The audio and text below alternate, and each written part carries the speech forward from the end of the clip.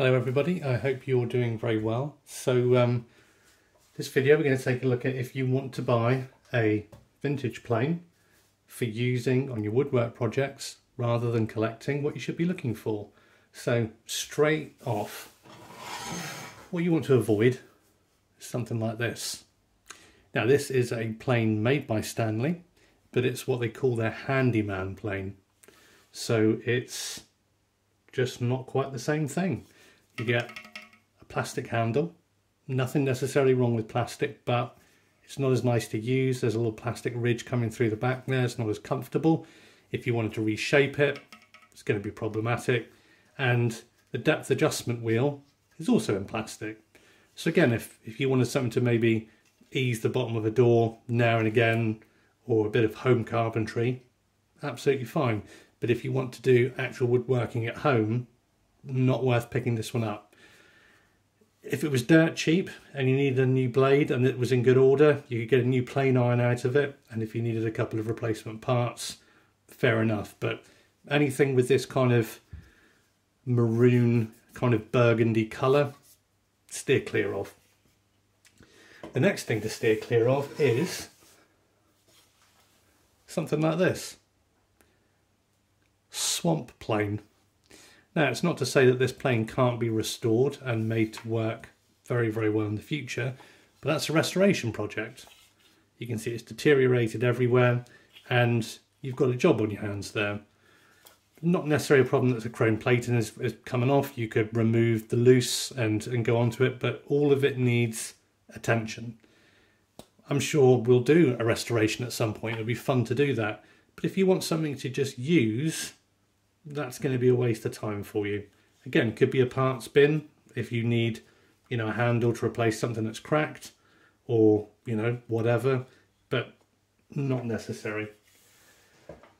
What you want to be looking for, and eBay is certainly the most convenient place, but also if you have any antique shops, and I appreciate some places in the world won't have access to these things, but eBay's pretty good with international shipping. I know I put my stuff on there for international shipping. I bought this Stanley No. 4 from an antique shop. And it's not an antique itself. This is probably anywhere between the 1950s to maybe 1970s.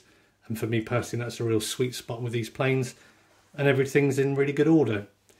I think someone's done their own little home resto on it, which I'm not necessarily that bothered with because they've put quite a thick finish on the woodwork. But I'm not bothered. But something like that would set you back maximum sort of £50 in the UK.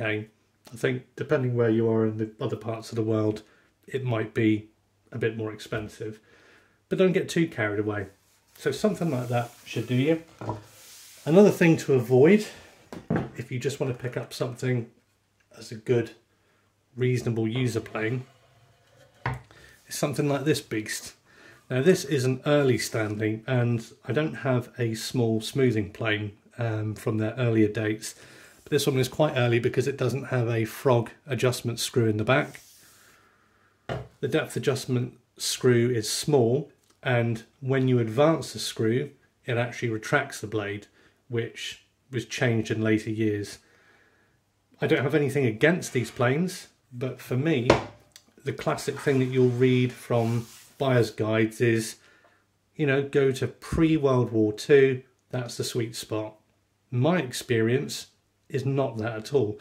Mine is post-World War II, offers the best value and the best planes.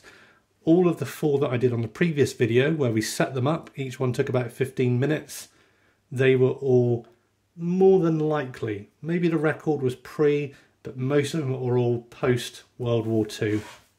There is this school of thought that the skills weren't there to produce good quality tools after the Second World War. People just didn't do it. Well, there's evidence to the contrary. I don't particularly like these chrome lever caps, but they're absolutely fine. And what's great about these is they've got a really good size adjustment wheel, which makes it much easier to deal with. I think most pre-World War II Stanleys, even the ones which have got the adjustment screw in the back, they've got these tiny little wheels. You can see there's a big difference. So I view these if you can get one and you want something like that, you know, go ahead, but don't pay over the odds. There is nothing mystical about them. They don't create better surfaces. They're not made any better. Brands you should be looking out for. Well, everyone knows Stanley. You know, it's very, very common all across the world.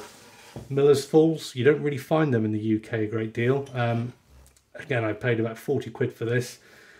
This novel design here that they have on their lever cap, I believe the intention was that that meant the blade would all be pressed down on the frog, but the reality is as I keep explaining to people, it doesn't happen, because you can take a feeler gauge and you can run it right through and it's not in contact with the frog. It just makes no difference at all. Okay, so it's a nice little trick and it's kind of cool. It doesn't provide any function. The tension of your blade is down here at the top and at the bottom. In the middle, it doesn't touch. Just the same on wooden planes, doesn't make any difference. You've got Record in the UK, excellent brand, literally a copy of Stanley. I think the parts are completely interchangeable. The only difference is, I think, on the soles of the Stanleys is that little kind of half moon shape on the back. The castings of the Records already have that kind of chamfer cut on them. You can see I've just eased mine off with a file just to take the worst off. So Stanley, Miller's Falls, Record, they're all reputable. Now, I'm probably going to ask for your help here. If you've got any brands that you've found success with in other parts of the world, feel free to stick them in the comments. I'm sure people would find them helpful. Another one I've got in my tool chest there, which I've featured in an early video, was Marples. They're great. But again, don't pay over the odds. Just make sure you pay in line unless you want to collect them or whatever. There's iSorby, which from what I can work out is exactly the same as a Marples plane. They fetch high prices unless you want to be a collector.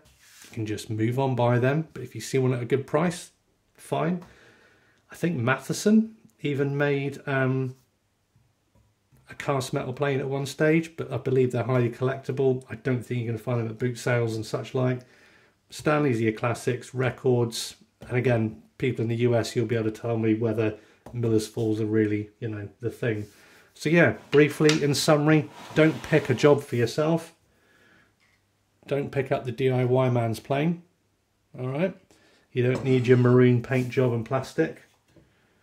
You don't need the bottom of the swamp plane, unless you want to do a restoration, which might be fun in the future.